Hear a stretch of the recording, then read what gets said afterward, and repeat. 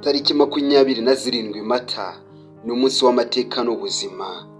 Uyu munsi kwa 27 Mata ni umunsi wihariye mu mateka y'isi. Ni wo munsi wibukwaho ibintu bikomeye byabaye mu gihe cyashize. Abahanga bavuga ko ari umunsi isi yaremwe nk'uko Johannes Kepler yabivuze.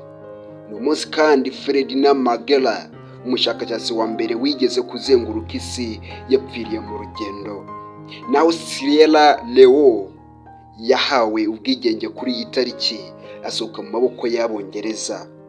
Tariki 27 Mata kandi ni umunsi ni hagati mu gihe cy'icyunamo mu Rwanda, igihe twibuka amateka atatworoheye ariko tunubaka icyizere gishya.